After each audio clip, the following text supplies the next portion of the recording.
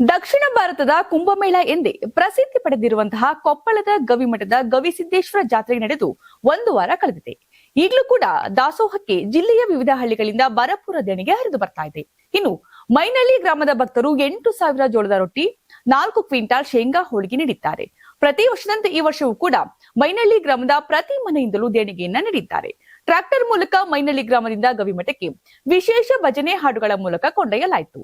ಶ್ರೀ ಗವಿಸಿದ್ದೇಶ್ವರ ಜಾತ್ರಾ ನಿಮಿತ್ತವಾಗಿ ಶ್ರೀ ಮೈನಳ್ಳಿ ಗ್ರಾಮದಿಂದ ಶ್ರೀ ಎಲ್ಲ ಸಕಲ ಸಭಕ್ತರು ಈ ಹೋದ ವರ್ಷ ಬುಂದೆ ಮತ್ತು ರೊಟ್ಟಿ ಸೇವಾ ತಂದಿತ್ತು.